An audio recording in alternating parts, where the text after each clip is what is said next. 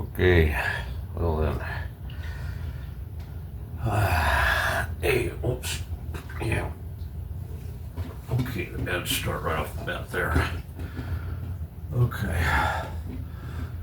Oh.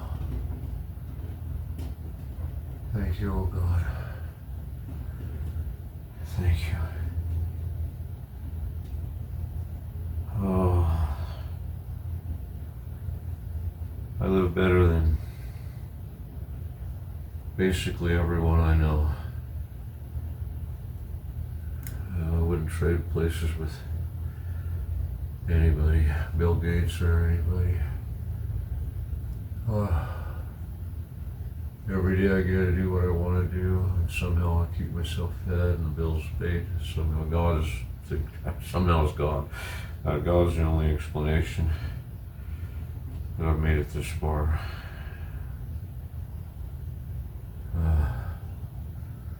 And look, look where I'm. I live like a king. Or what I would think a king would live like if I was a king. I do what I want to do. And God provides me with everything that I need. Oh, it gets a little tricky once in a while, but I gotta say it's been really good.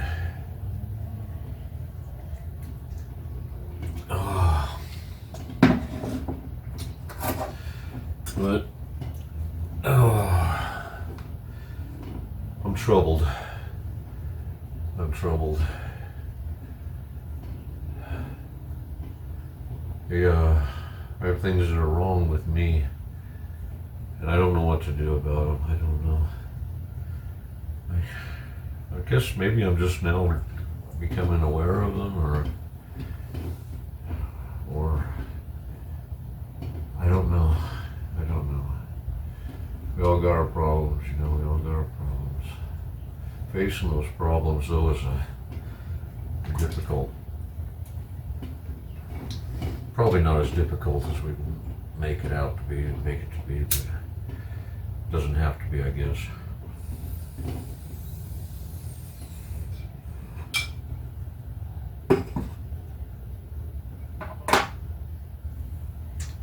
This is actually the second hot tub talk.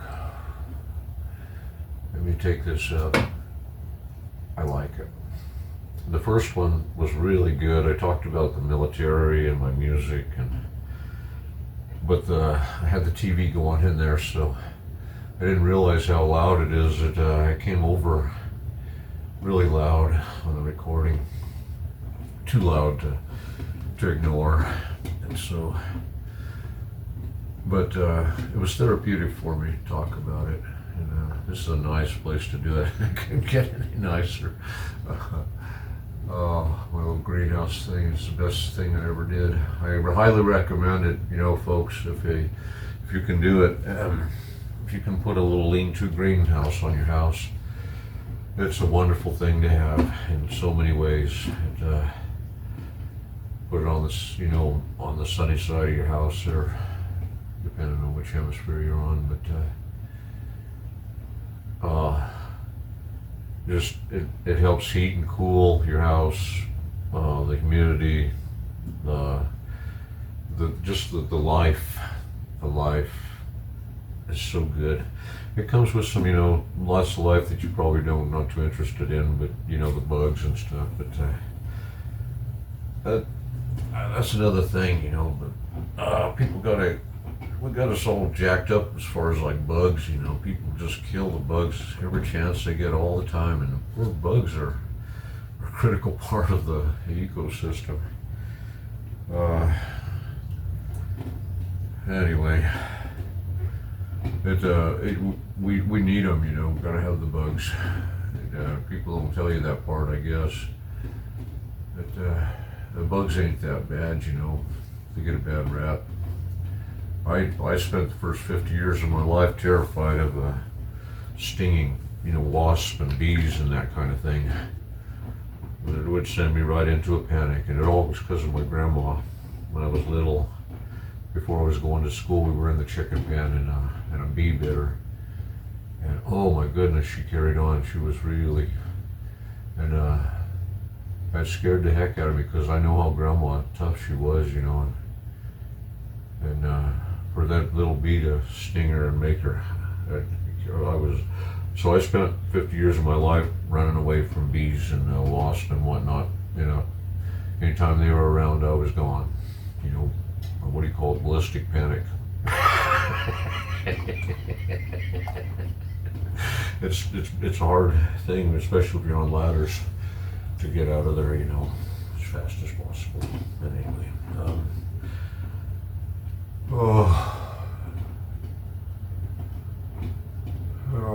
but I'm at peace with all those things now, hornets and everything. When I was painting this house, I was up on a ladder and had a full gallon of paint I just opened, and was painting. And I was painting around the hornets because I don't like to kill anything. I didn't want to kill them, and I didn't know how to move them really. So I just kind of painted around them, you know, and as much as possible. Still stuff happens, you know, here and there, but I was in my shorts, kind of a big baggy set of shorts on the ladder there, and one of the hornets flew up my pant leg. I was buzzing up and down my leg, my inner thigh. And I, you know, in my first 50 years of my life, that was no way ever going to happen. It would have been a disaster, a horrifying disaster, especially with a full gallon of paint and everything, you know. But I was cool and calm and collected, and I even surprised myself. And I talked to him. I just talked to him and told him, settle down, it's okay, it's all right. And I started walking down the ladder, slowly, and carrying the paint. And I set the paint down, and then I opened up my pant leg so that the hornet could get out of there. And I didn't get stung, and it wasn't a total disaster. I was very proud of myself. And anyway, so I've kind of come to find out that a lot of the things I thought about stuff was, it was a bad rap for the bugs, you know, and anyway, the bugs are part of the process, part of the life.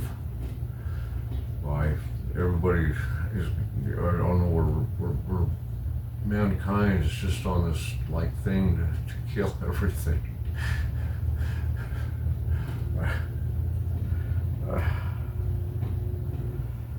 I don't know. I mean, it's everything that comes around to kill it. Oh my goodness! Anything we run up against, we kill it. But anything we do, kill it. Got bugs, kill them. Got mice, kill them. Got cats, kill them. Got whatever it is, kill them. Eat them if you can. Turkeys is good. We just did Thanksgiving, and I feel for the turkey.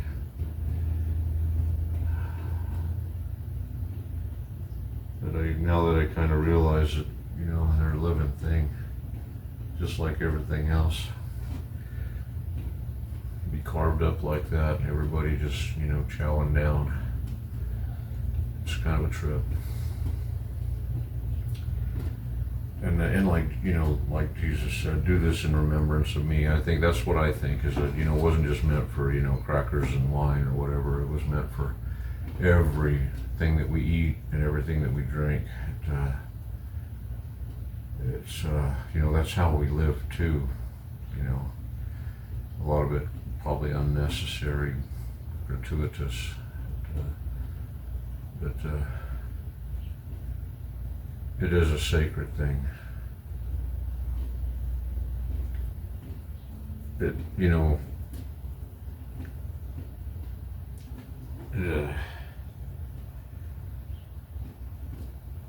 Me and Tom and Matt were talking yesterday, and we was talking about everything, and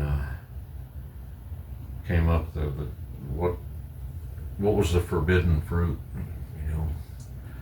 And Matt had the best answer. He said, what it says right there, it was knowledge of good and evil.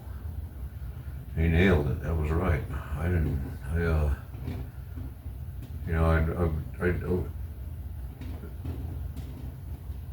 The angle I was looking at was, what was it? They say is an apple and whatnot, or a pomegranate, or a banana, whatever it was. Anyway, there's some people that say it could be meat, when we started killing things to eat them, and actually raising, birthing things and raising them to kill them and eat them. I don't know, and who all's done it, but I've got backyard chickens and cats and whatnot, which the next cat who dies, I'm going to eat it too, and I may kill it. I don't know. I don't know why cats would be any different than chickens. They're even, at least the hens give me eggs.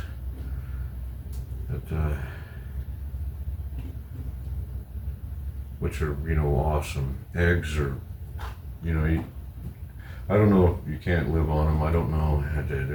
They're great though, eggs. And anyway, it doesn't hurt anything eating eggs. And, seem like it is anyway. That's a wonderful thing in a way. Oh, that is terrible too in another way, but something's gotta die. That's what Dad always told us. It's like, if we eat, that means something has to go.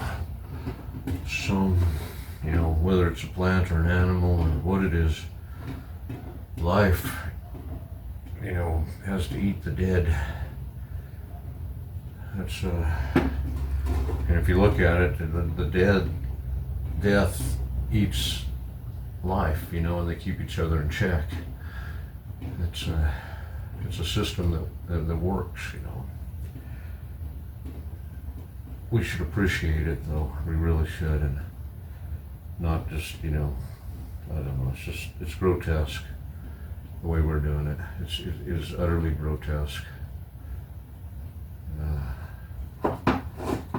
We don't no reverence for life at all, or death, or anything anymore. Oh my God, I've seen some stuff on the internet. These wars. Soldiers love to video themselves. Everybody loves to video their life and their experiences, and particularly in war. And a lot of you guys and gals have been on hunting parties. When you go on a hunting party, when you go to kill something, and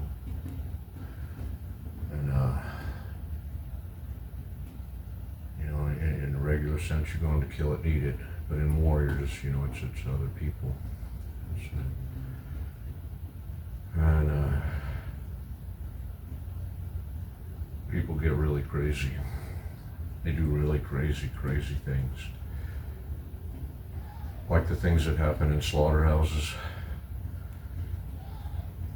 Even worse.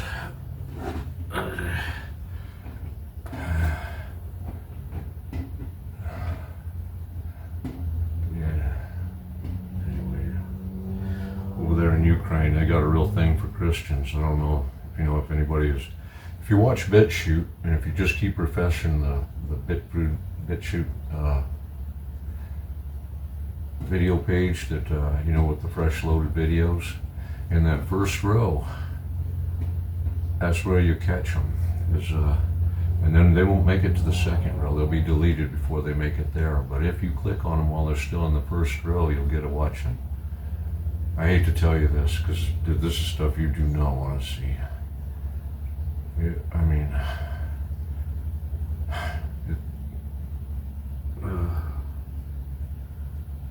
it makes you wonder, how anybody who partakes in doing something like that, how they live with themselves and everybody else, after that. And these are, some of these, like the last one I watched, is basically a training film. And so they're teaching each other.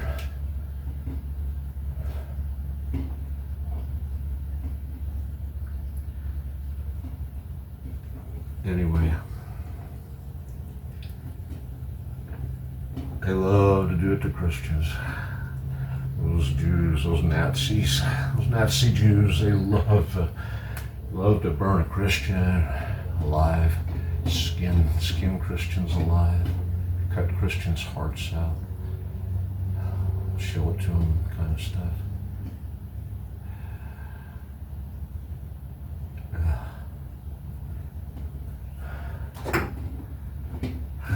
What do you do with hatred like that? Like the Lord of the Rings, what do you do with hatred like that? I guess, you lower down one, you go out there and meet it. I don't know.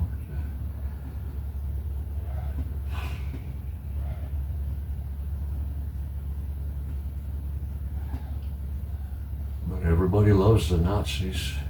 You can't even say anything against the Nazi Jews. Forget about it. Nobody will do that, let alone do anything. They won't utter a word, ever. All you bold truth tellers, most of you. There's one you just won't do. Because you know, and everybody knows, what's going to happen to you if you do. And nobody wants that to happen. Hell, they even made it into we're God. Forget about it. Forget about it.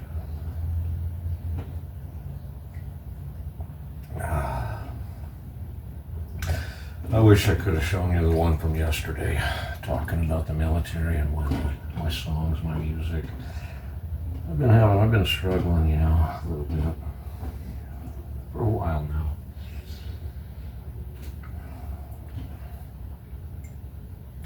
Everybody is.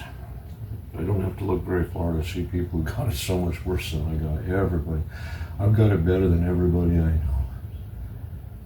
Somehow God's provided for me. God's kept me, secret.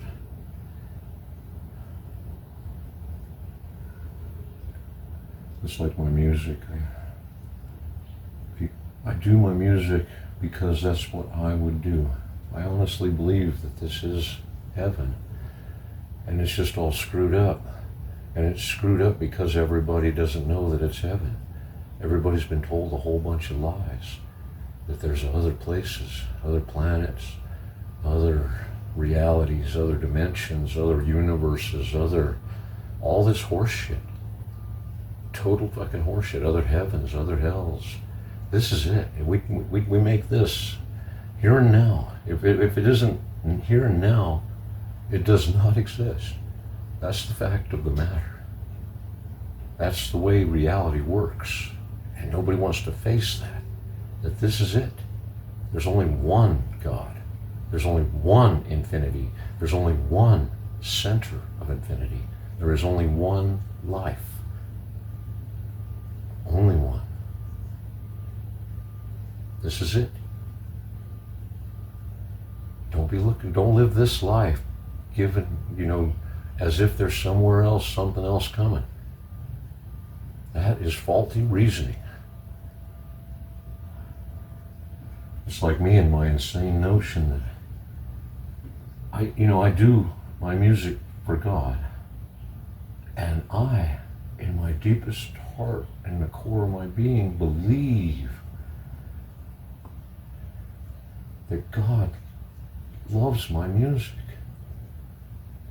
But I have zero evidence that anybody likes my music, basically. People are just being kind whenever they do something.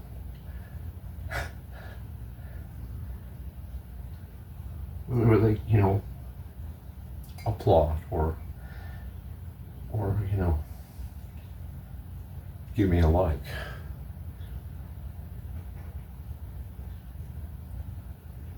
It doesn't matter because I do it for God. And yet, It's insane to think that it doesn't matter. This is the kingdom of heaven. If they don't accept me here, there ain't nowhere else. There ain't no second chance.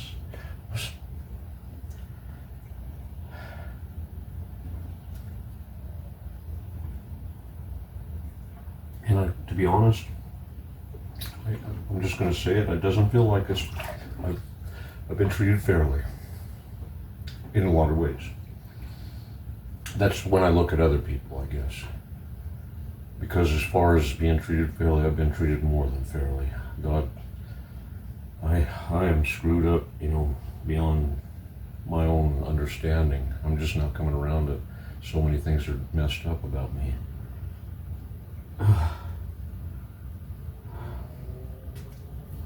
And I've been carrying on for my whole life, leaving a trail of tears.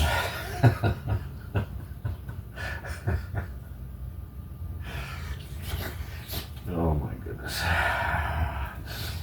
That's the thing though, see. It's like the military story of my life, Yeah. Oh boy. Tell ya.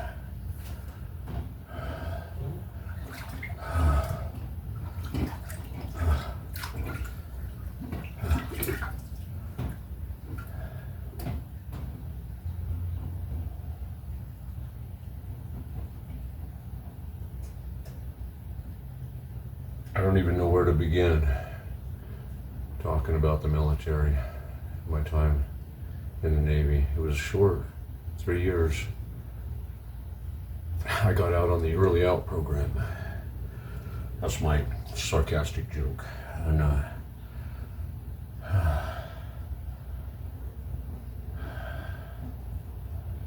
like everything else in my life, it was far from normal.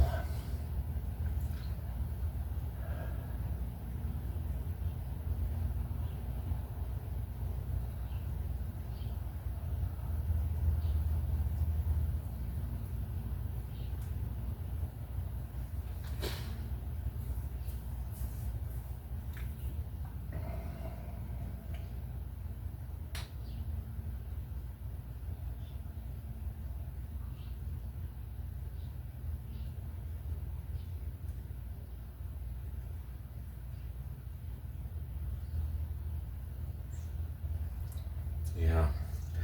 Wow. I am a veteran.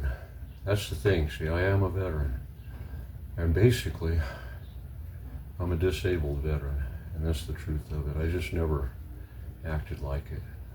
But what I went through and what happened to me, I'll just give you a clue here. There's been at least 3 instances in my life where my head's been stoved in. That means caved in. And in the Navy was one of the particularly bad ones. We went to battle stations, and I don't remember if it was drill or real, I forget. We had both,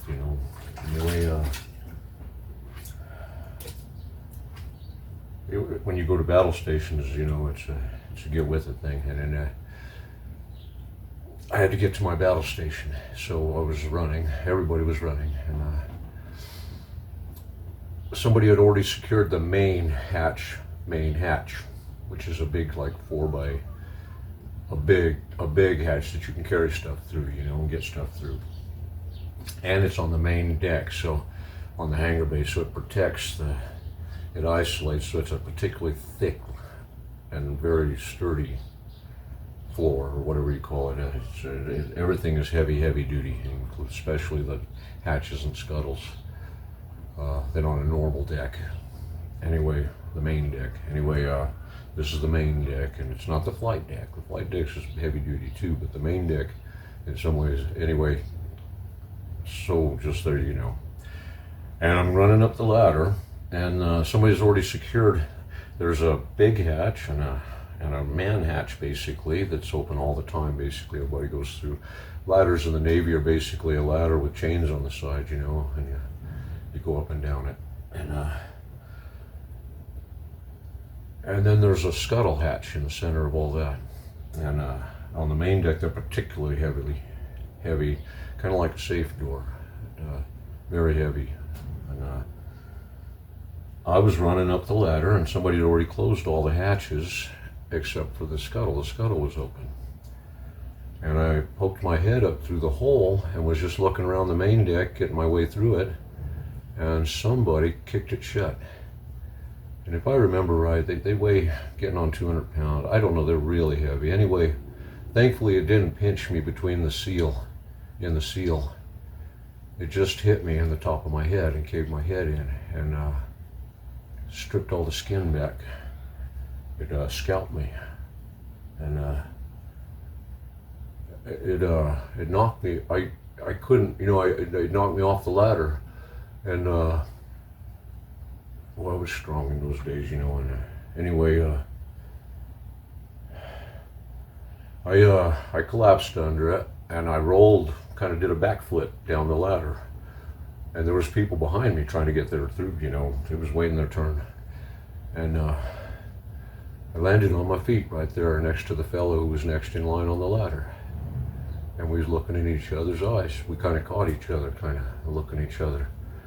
And his face kind of lost its color, and his eyes got big, and his mouth dropped. And he was looking me right in the eyes, and then I knew why. Anyway, he told me later that the blood was just kind of coming out like a fountain. The top of my head just grew. And anyway, I knew that immediately, real quick too, because while I was looking into his eyes, everything turned red as it washed over me, just the blood. And I was able to clear my eyes, and I took off running. I figured, well, while I can, I'm not going to wait for somebody to come and get me. I know where the medics are at. I just got to get there as quickly as possible. It was on below the main deck, where we was going up onto the main deck. Anyway, so I just took off running, and it was we were, back on the aft end of the mess hall, and the medics were up, the medical department was up midships, maybe a little forward of that, doctors and dentists and all that business. So anyway, I just ran, and I ran there through the knee knocker, what they call this, the doorways, make a hole, and I could feel my skin flapping on the back of my head, my neck, and blood. It left a 6-inch wide trail of blood all the way from that where I took off to the medical department. And I ran in there, and they set me down and started working on me, And they were younger than me, and I was young. I wasn't 24, 25, whatever, 23. Yeah, anyway, hell, they weren't even 20. And they were working on my brain. I'd actually pulled a piece out and had to clean everything, And so they sprayed it, and when the water was cold, we kind of messed around, all of us together, And I got goosebumps, and when the water was cold, it seemed like, and if I remember right, and the warm water was wonderful, kind of made me feel, And they cleaned everything up, put it back in there, and shaved around, and put the skin back, and sewed it up, and I got a big smiley on my face. On my head here, a big smile. It's a little smile now. I actually looked at it a couple years ago, and it's not that big now. But everything's bigger when you're living it,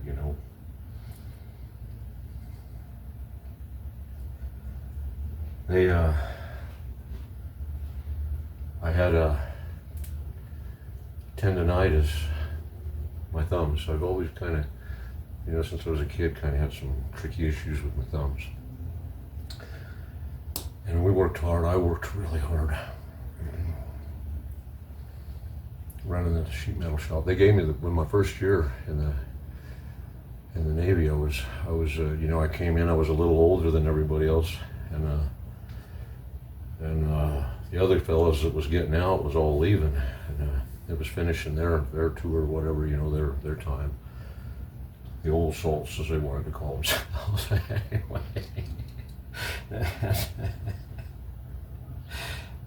The salties, they weren't old salts, they were young salts, but they were salty. Anyway, I worked hard. And they gave me Indocin for my tendonitis, Indocin, which I think was kind of an experimental drug back then, I'm not sure. Anyway, they didn't really know what to dose me. They just told me to take it basically when I needed it. And which the stuff was awesome, man. Wow. I was like Spider-Man. It didn't just loosen up my joints and I guess what it does is it loosens up the platelets in your joints. And it shrinks them just a little bit. Anyway, painless, and I could run and jump, climb the walls, run across the ceilings. It was a trip. Anyway, work hard, play hard, fight hard, all of it. And I already was a terror. Oh my God. And anyway, so next thing you know, I'm taking like a bottle every day of that Indocin, and they were giving it to me, It was like, yeah. Anyway, wow. And my troubles were already bad. And long story. Dominador was a Hawaiian sumo guy. He's my partner. We was partners, so we close. He kind of idolized me a lot,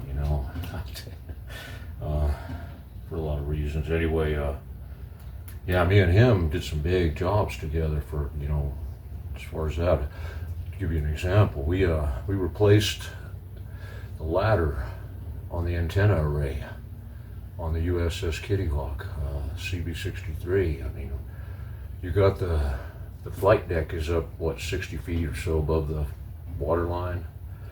And then you've got, in the middle of the flight deck off to the side, you've got the island, the control tower, which is like 10 stories. And then above that, just as high, maybe another 10 stories, is all the antennas and the radars and all that business. Me and Domi, by ourselves, as I remember, we replaced that ladder, took the old one down as we went up the mast, which it's just a big frickin' mast. It's a big badass pipe, basically, or more like, it got to be a pipe. It got to, anyway. Wow, we're so high up there, and anyway, every day we had to carry all of our welding lead to the job site from the shop, which was a long trek, all the way across the main deck, the hangar bay. And at the end of the hangar bay, we'd climb up out of the hangar bay, carrying big, huge rolls of big welding wire. This is hot stuff. This is big, heavy wire. Long, 100 feet or whatever, I don't know. Anyway, long rolls, big rolls that barely, anyway. So we get to this ladder, like I say, another Navy ladder. And Domi's first, he goes up the ladder, I'm right behind him. Not messing around, kind of pushing him along there. And here comes this fella, and he's the meanest son of a bitch you could ever imagine. You read books like Conan and whatnot and stuff like that, and this fella is like that, he's such a brute, it's unbelievable. 7 or 8 feet tall, a black fella, muscles from here to there, look like a pit bull, and meaner than hell, and all these years later, I understand why he was so damn mad and mean all the time. It's because he's such a big fella, and the Navy's just not the place for a guy like that. Everything, I'm not a tall guy, I'm just a medium guy, and I bump my head plenty. And that poor fella, probably everything he did was just a head bumping all day long. That's why he was so damn mean and mad all the time. Because you'd see this guy coming down, it just, crowded passageway, and you'd see him coming, just shoving people out of the way. And I saw him shove chiefs and officers out of the way, and they wouldn't say a word. All this guy had to do was look at him. Nothing. Nobody wanted to mess with this fella. And one night on the mid-watch, I got to see what he was capable of. He was behind me in the line, the chow line. And he told the cook there to give him more. And the cook told him he couldn't, because it was orders. And he reached over and grabbed the cook by the collar, yanked him up over the serving deal, and hit him so hard that it collapsed his face, and his eyeball popped out. Wow. And I was in front of him in the line. I didn't say a word. I kept going. I was afraid. I'm gonna say, like, holy fucking shit. Anyway, that's the fella me and Domi ran into. Domi was right there at the top of the ladder, and they met right at the top. And Domi tried to get past him, let him through, and he put his elbow right in Domi's throat and picked him up against the bulkhead. Him and the welding lead. And looked him right in the eyes while Domi was struggling. And then he went by him and come down the ladder. Real rough. And he done the same thing to me. I tried to get out of his way, and he put his elbow in my throat, and he pushed me right over the chain, tried to get me off the ladder, and he was almost successful. But he got by me, I got by him, and that was when it happened. I couldn't stand it. I shoved him off the ladder when his back was to me. If I kicked him, I'm not sure. Anyway, I pushed him off the ladder. I told him, fuck you. And this man was a monster. Him standing on the floor and me standing halfway up the ladder put us eye to eye. And that was the thing, see, he never had anybody look him in the eye and tell him how it was. And I knew, that little voice in my head, and knew what I had to do. All I had to do was get him in just a little closer, get him started up that ladder, and I would throw the welding lead over his head. Very simply, all I had to do was get it over his head as quick as possible and grab one loop and choke him to death. And I knew I could do it. All I had to do was entice him in, so I was doing everything I could, calling him everything in the book. Telling him, come on, motherfucker, come on, you pussy. And everything I could. And he never had anybody do that to him, with a valid threat, I think I don't know if he knew what I was going to do, but he knew something wasn't right. And he couldn't talk himself into coming up that ladder. He started up it 2 or 3 times, but and it looked like sweat started to come out because he was so upset. And then he told me later, and he turned around and walked off, stomped off. And I was still shaking, And I don't know if I said anything or if I let him go. Anyway, Domi said, Domi, that was big medicine to Domi the sumo, he went on and on. That was the bravest thing he'd ever seen. Anyway, nobody ever turned that fella around. And I did. And that just was the way it worked out, But it caused me a lot of problems, like everything else. But with Domi, I was aces, I wonder how Domi is Dominador, was his full name, and it's spelled Dominator. I used to get a kick out of that, Dominator. But it's Dominador, like a kind of a loving thing, Anyway, big bone them sumo guys. Anyway, so the Navy's something else, and here I'm getting ready to try and draw my Social Security. I'm worried if I'm going to get it or not, whatnot. It's just everything's never worked out for me like that. Never been my style, and I don't know, and I'm worried. But I do know, it ain't because I don't deserve it. A lot of folks, I mean, I'm comparing myself to them, I guess, when I shouldn't do that. But it's like a lot of folks get it, and they didn't do anything like what I done for it. So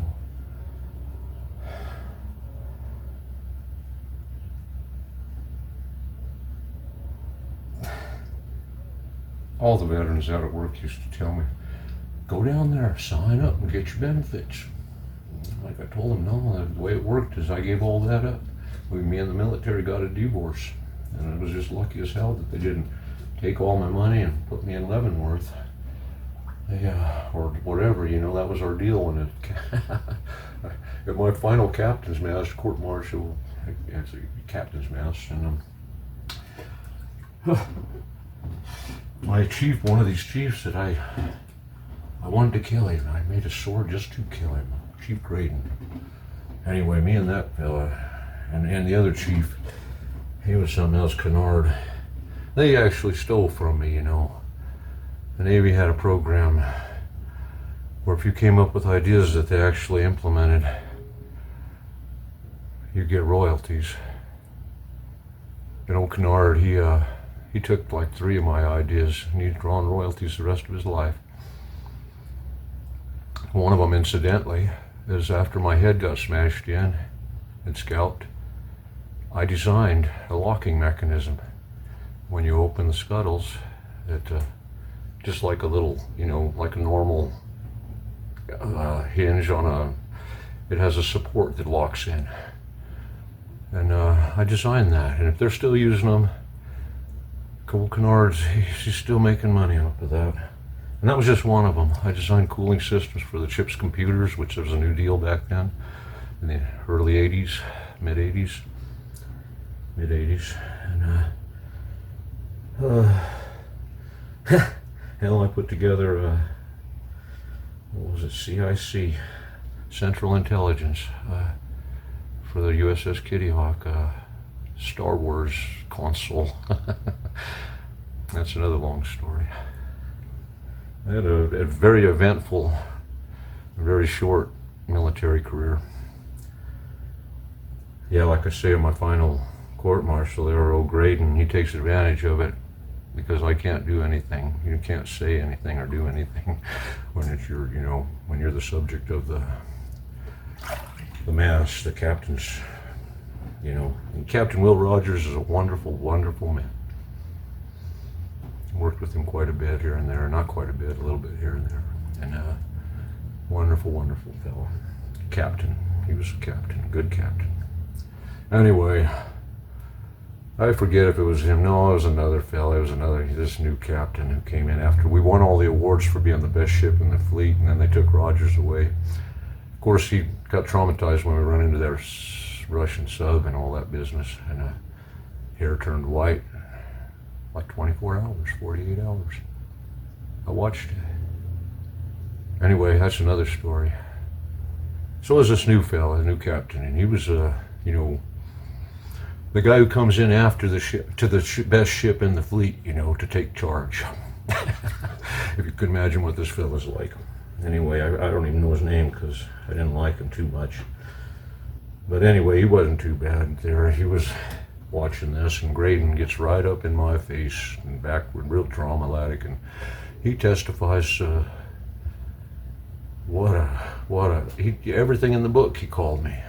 And while he called it to me, his spit come out of his mouth and ran down my face. And there was nothing I could do or say. I had to stand there, parade rest, and take it. Right there in front of everybody, the whole, where the captain's seat. And it went on and on. Everything. He could drum up everything. And this is the thing about that kind of situation is I was what they call a sea lawyer, and I know how it went, I was familiar with the system and everything a little bit. And, you're not going to get a say very much. You're lucky if you're going to get 2 words out of your mouth, and if they're not the right 2 words, you're not going to get to say anything else. And so there I was with Graydon's spittle running down my face, and Graydon goes into parade rest next to me. And the captain says, "Wow, what do you say to that, Mr. Fetty?"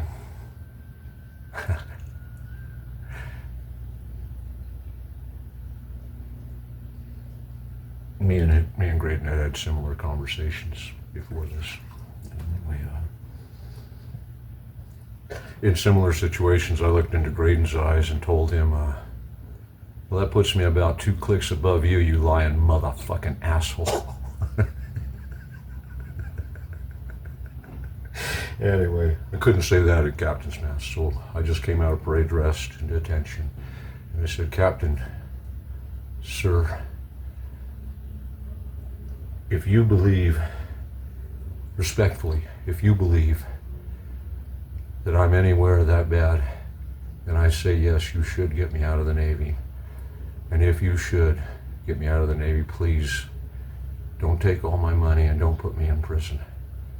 You know, because a lot of fellas, they kick them out and they take all their taxes to pay fines. For the rest, you know, I don't know, for a long time in their life, they've got to pay off their debts that they accrued when they got in trouble. And I was in plenty of trouble. They were talking about Leavenworth before it was over. And it's a long story. They tried to put me on abuse, you know, and it was justified. I was getting in a lot of trouble, drinking way too much and way too much lethal. And I wouldn't allow it. I told them I'll just quit drinking, so I did. I quit drinking for 6 months, and all my officers and chiefs, they testified, you know, that I didn't touch a drop, and I might not be an alcoholic, you know. Anyway, but they still, you know, they called it disobeying a direct order.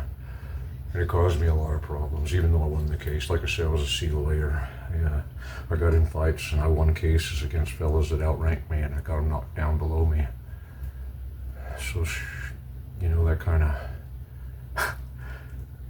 Anyway, it makes for an interesting military career, I'm here to tell you, and an interesting daily life on the ship. You never knew what was going to happen.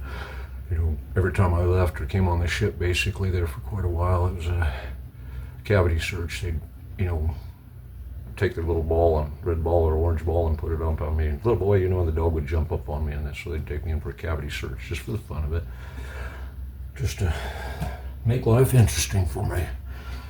Oh my goodness, it was quite an experience, all of it together.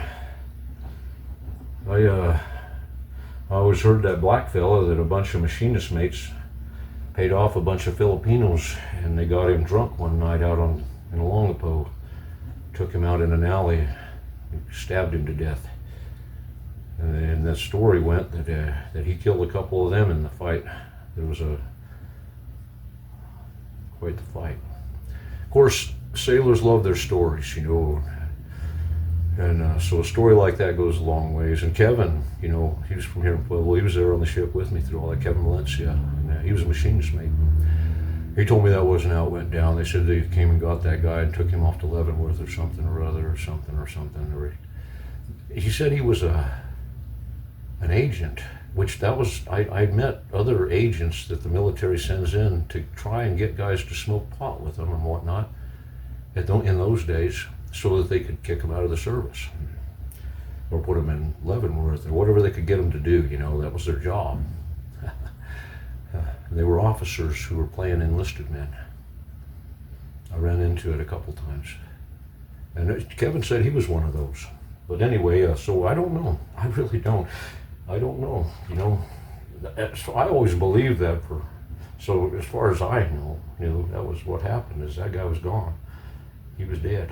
And I'd heard other stories about other, you know, shipmates, and their stories about stuff like that.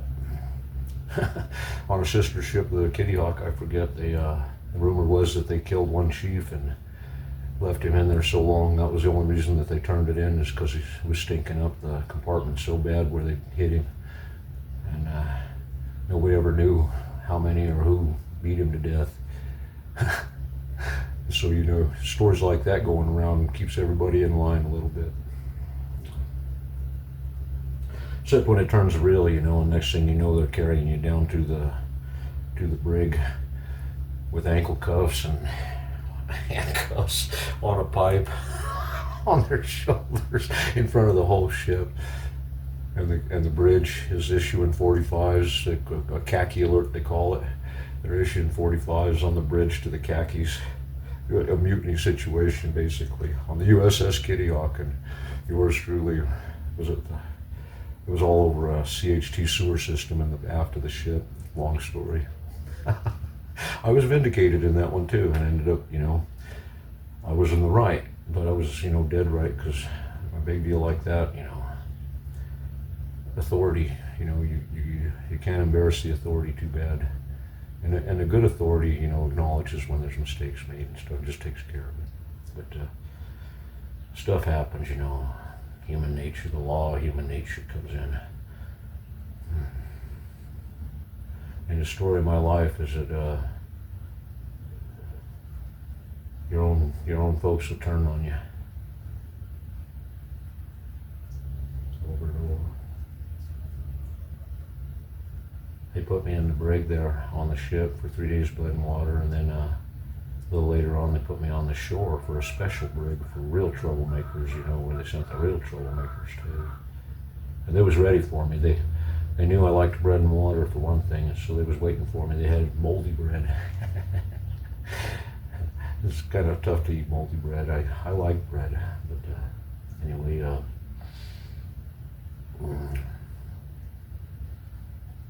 you're just in your underwear there on the cell block there, and one of the 3 nights there, me and this other fellow was down at the end of the cell block, which was only on one side of this hallway, all the cells, and you could just see out into the hallway, and there was a mirror in front of every cell down the cell block where the guard could look down the hallway and see in each mirror, see the inmate, the polywog, whatever the hell. Anyway,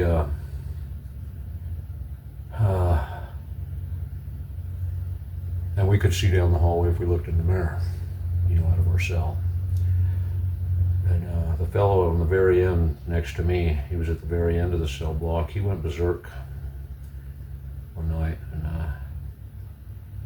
I don't know, you know what. This is the way it went down, though, you know. We all knew he was going berserk, and I think it involved some pissing and shit and whatnot. It was a real harsh brig, you know. It didn't even have a bed during the day. You had to put your bed away and put it outside the cell, so that all that was there was this sink toilet thing, and that was it. You know, cold floor, cold walls, and that's it. And your underwear, and anyway, of course you bring your rack in. You bring your rack in at night. It was a big process, real miserable, all of it. Anyway, he went berserk, and here they came, 4 of them, as I remember it, 3 or 4 of them, at least 3 of them. Anyway, these guys got like armor on, body armor, gnarly looking gloves and boots, and they got billy clubs, you know, are really, but these are like double, like a half staff kind of thing, just right for hurting somebody. A big club, you know. Each one of them's got one, and they're running, and they got full face motorcycle helmets with kind of mirrored or whatever, dark, you can't see nothing, you know. And they're marching in their badass boots down this cell block with all of us, and they're in our underwear, bare feet, and well, shower shoes. Anyway, they called to unlock the cell, and they went in there and they got this guy, you know, and they beat the hell out of him real quick. It didn't take very long. He's screaming like a banshee through the whole thing till he didn't. And then they drug him past all of us, kind of a skinnier fella as I remember it. Anyway, there was blood and shit and whatnot. I don't know, smears on the floor, and I'll tell you the truth, I didn't watch too much. I didn't want to get anybody's attention. So I kind of cowered in the corner of my cell. And anyway, I read my Bible kind of thing, kind of hugged my Bible. It was the only thing to hug. Anyway, they had a box down there at the end of the deal, a metal box. It wasn't 3 foot, maybe 30 inches by 30 inches by 30 inches, quarter-inch plate, some hinges on one side and a hasp. And they opened it up and they started cramming him in there. They stripped him down naked. He had just his underwear, or shorts, whatever. And started cramming him in there and bending him around, to get him in there, his arms and legs and whatnot. Real rough. I remember they suck your own dick, was pushing his head down in there, cocksucker and all this, and shut the fuck up and beating on him. And they got the lid shut, but they had to sit on it to get it shut. Of course, he was carrying on through the whole thing till he wasn't, and he couldn't hardly breathe when he was in there.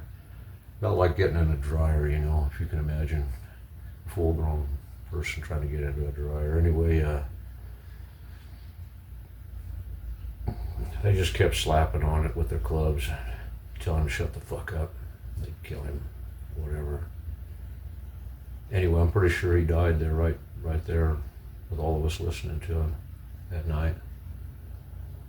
And somehow it all got covered up. I don't know, I just don't know. I told people about it when I went back to the ship. Of course, I got helicoptered off the ship. If I remember right, I went back to the brig, and it wasn't a short order. Anyway, it all kind of runs together. I can't remember what the order of things and whatnot, but yeah, I'm pretty sure they killed that fella.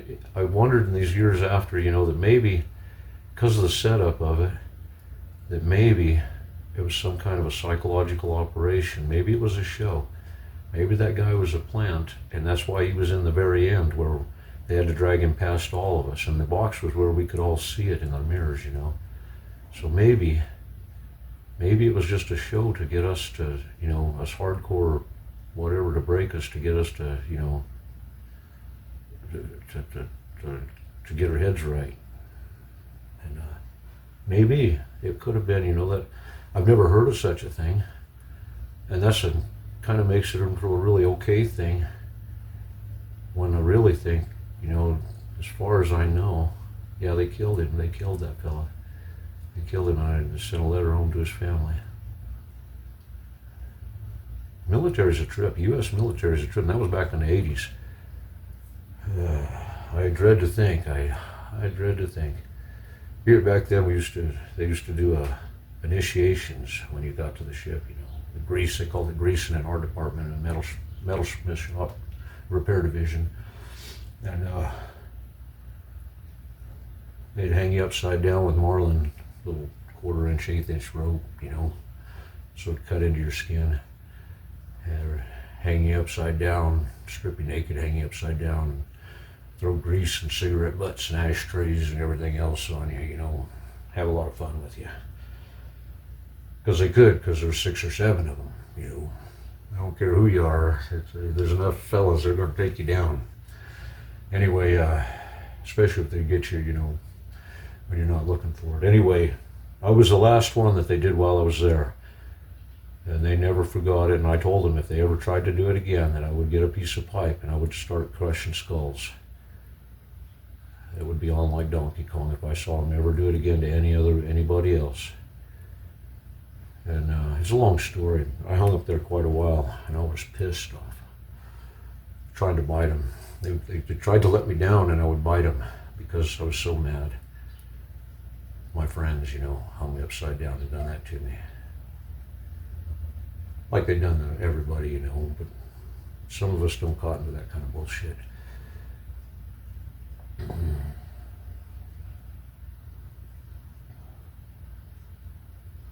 So, anyway, what a hell of a career, my Navy career. I guess those were some highlights. Every day something happened. Drama, beyond drama.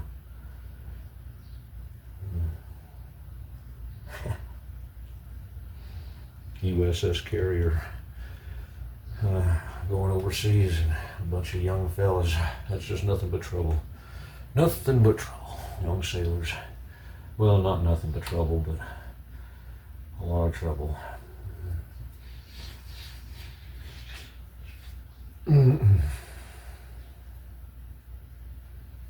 So there's that.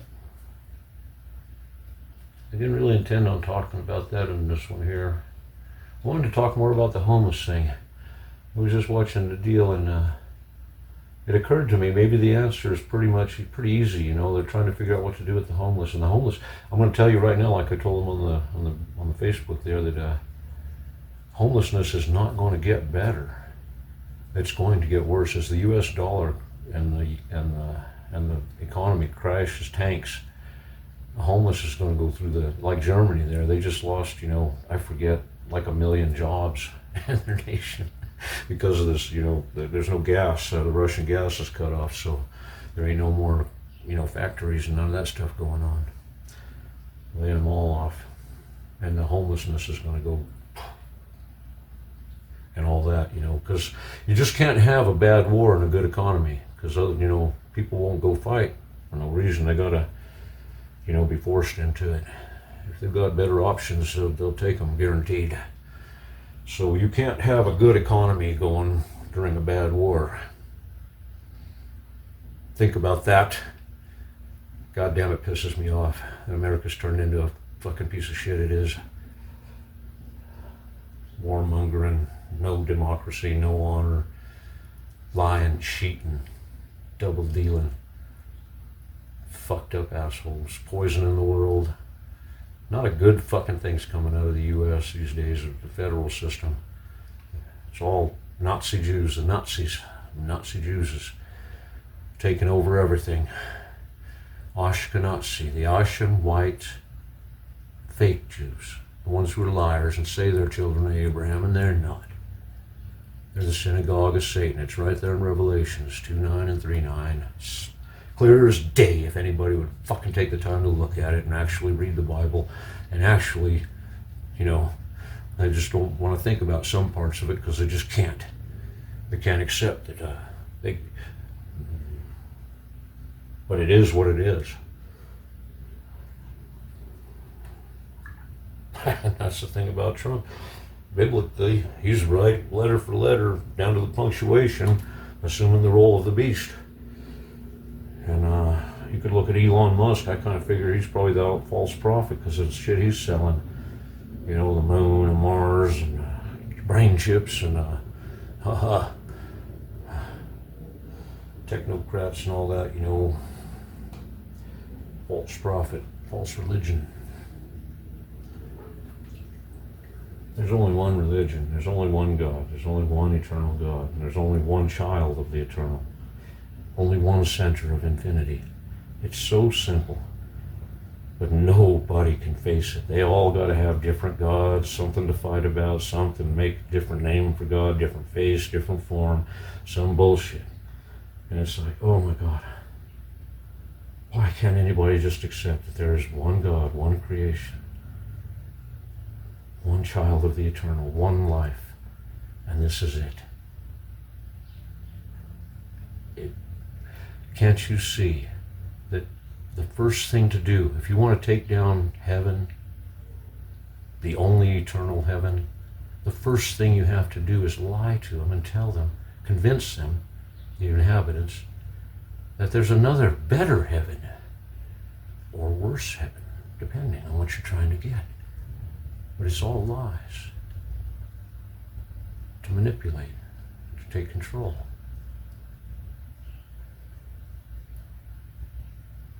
That's the first thing you have to do.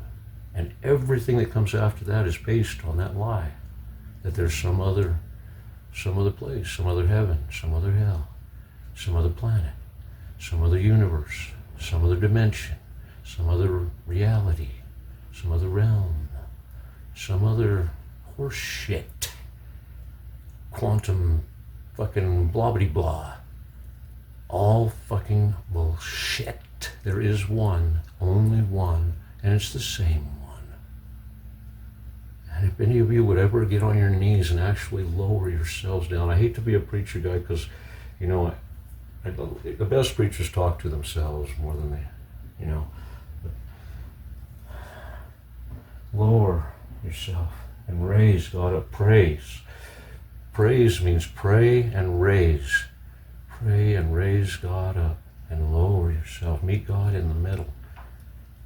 Because you're far from the center. Don't think you're the center. I mean, I get there, you know. I get to where I actually think that the stars revolve around me. You know, I've had some weird things with the eclipses on my birthday and all this business. But the fact is, none of us are even close to the center. I mean, as close as we could get, we're still an eternity away, basically. You have no comprehension. We have no comprehension of the eternal and what it's like to be the eternal. How do you describe eternity? How do you describe infinity? No end, ever.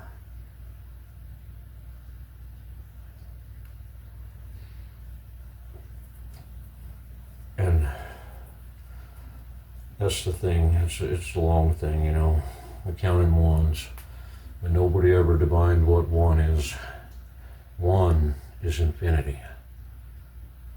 To infinity and beyond is 2 times infinity plus 1.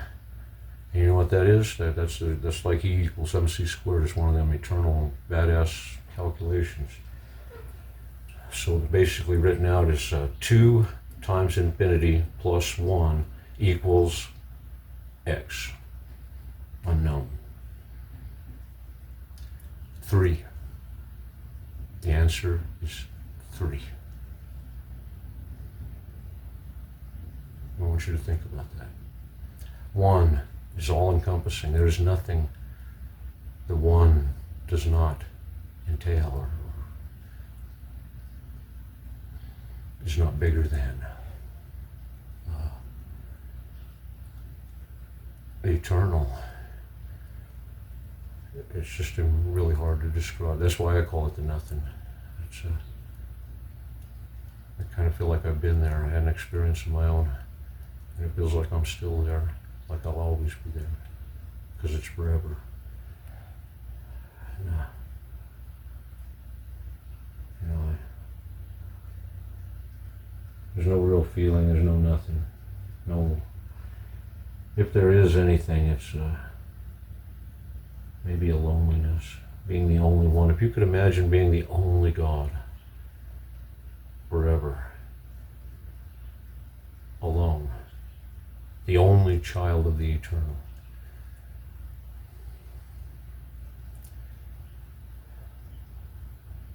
It kind of explains a lot of the insanity in creation, you know.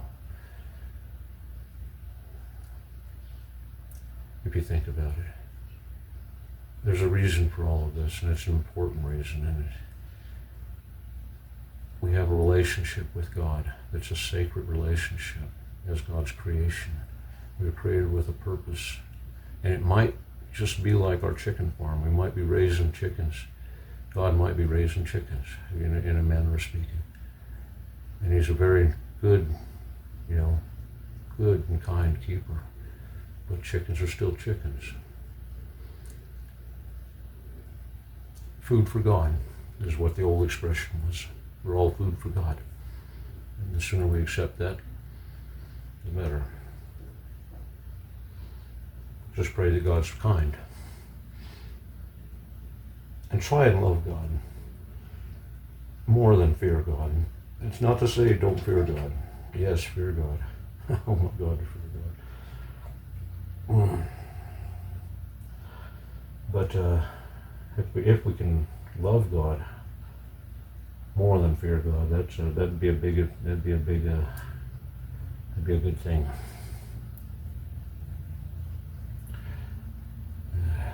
The fear comes, you know, when you love, you think about it, love comes when you're young and naive and you love, you really love. You know. And next emotion that you experience immediately after love is fear. Because something happens and you get afraid that you're going to lose what you love, or that you could lose it, or it, her, or it, or she, or he, or it, or whatever it is. Fear is born there, you know. And then it all gets, then everything else starts up, and then the good and bad, it goes.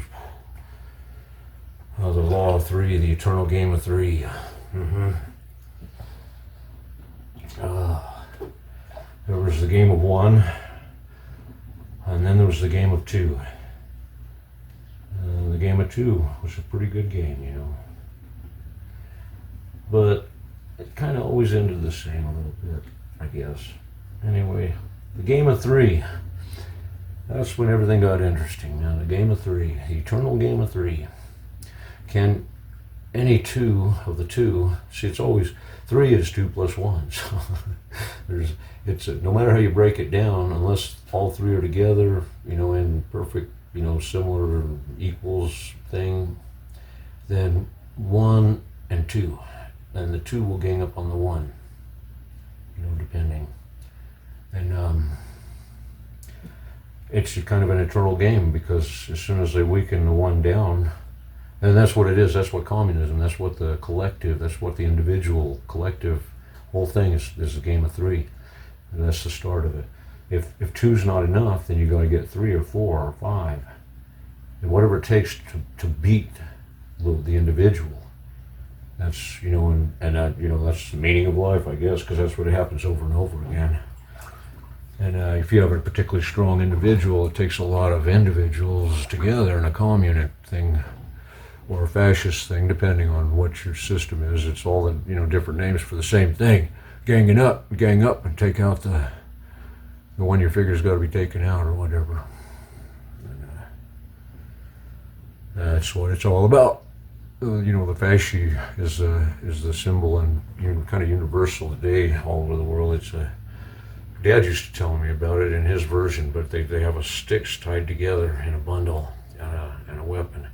It's called the fasci, and the whole meaning of that is that you can take one stick and you can break it, snap it. Say that, you know, but take 2 similar sticks and then snap them, and it's harder. Take 3 sticks and snap them, and it's even harder yet. And take 4, 5, 6, whatever it takes. Pretty soon you can't snap it, and they're all tied together like that. And you add a weapon to it, and you have fascism.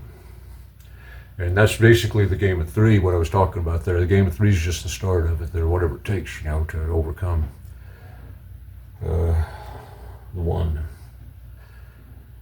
But the individual story of my life. I know what I'm talking about. You can call the system communism, fascism, Bolshevikism, whatever you want to call it. It's still the same thing. That's what it makes the rich afraid, you know, because they could be overwhelmed at any given time if they don't keep the system going in their favor.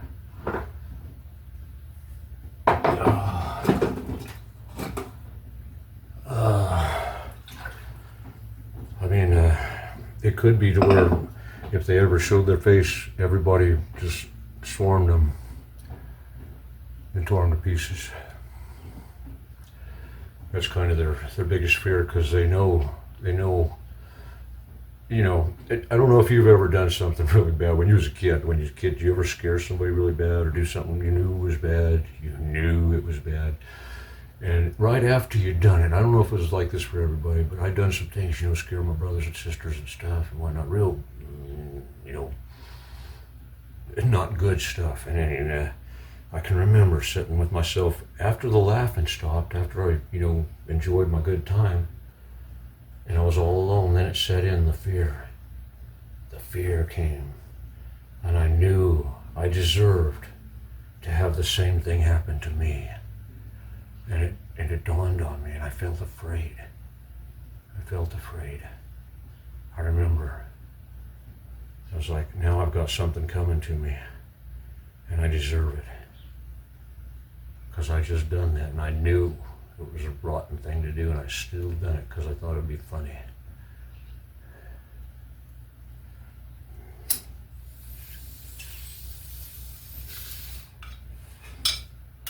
So there's that fear too. That's a real deal. That might be earlier than the love thing. I don't know. It's all very fun. Lots to talk about in the hot tub. I guess we'll call this a session. It's been on for an hour and 15 minutes. Oh my God. How did this carry on that far? I guess I'll add a soundtrack.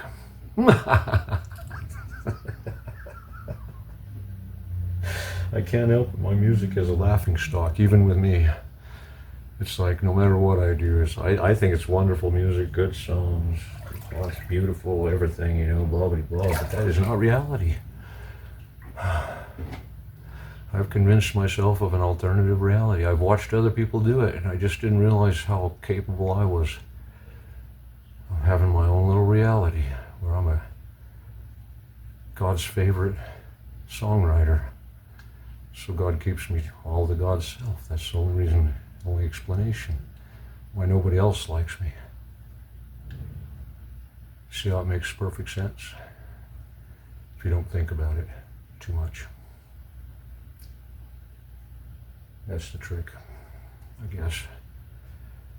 Anyway, it is what it is. I'm not sure where I'm at in my life. I used to believe a lot of things I don't believe now. I used to know things that I don't know now, and I know things now that I didn't know then. No happy holy days. I guess I'll go ahead and play that one right about now. If I'm doing a soundtrack. No happy holy days. Holy days. Ooh. Ah.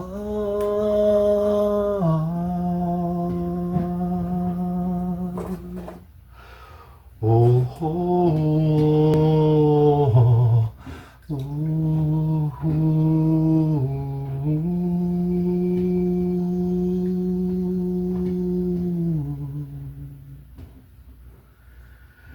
ain't no happy Valentine Day, not for me. Ain't no happy Labor Day, not for me. No happy 4th of July, not for me. And all the baseballs and apple pies can't stop the tears from my eyes.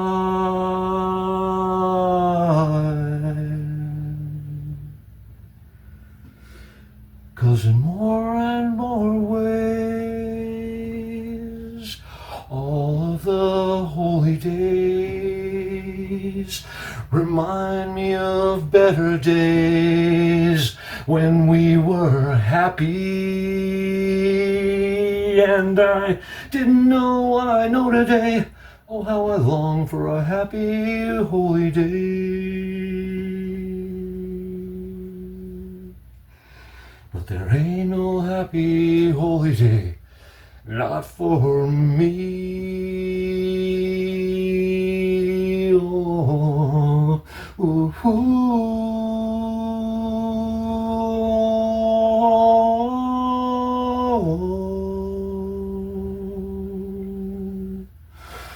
Oh, ooh, ooh.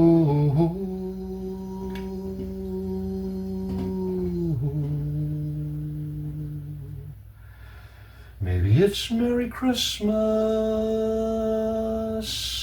for you.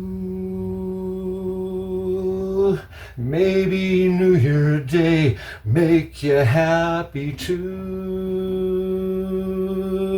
But no matter what I do, holy days are lies too. Everybody knows it, and now I know it too. Oh, oh,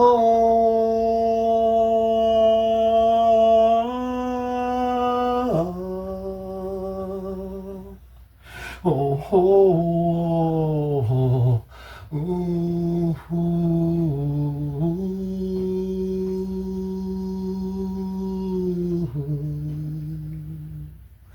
and what will I do when all the holy days are all so sad and blue, and my heart aches, and the loneliness is just too much to take?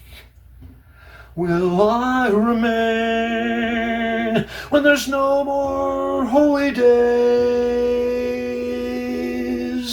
'Cause in more and more ways they all remind me of better days,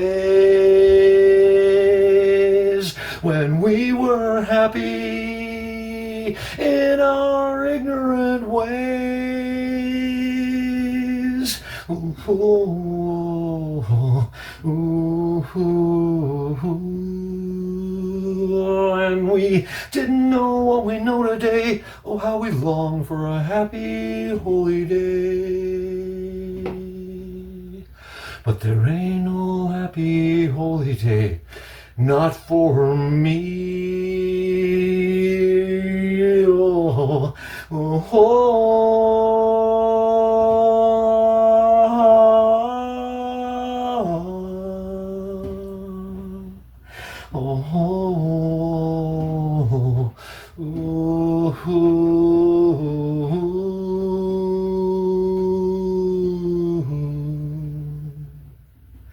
I guess it's just a good excuse to get together,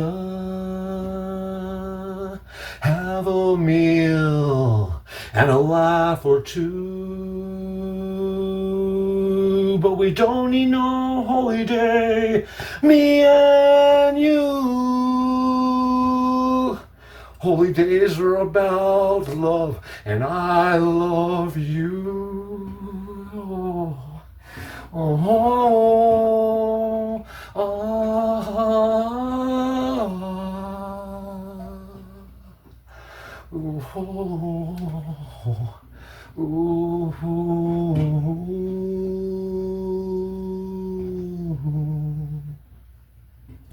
maybe it's happy Easter, Easter for you. And maybe April Fool's Day make you happy too. But no matter what we do, holy days are lies too. Everybody knows it, and now we know it too. Oh,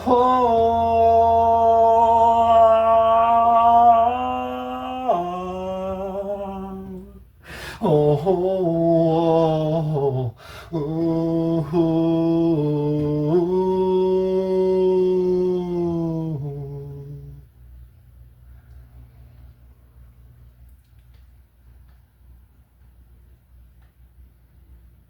happy holy days.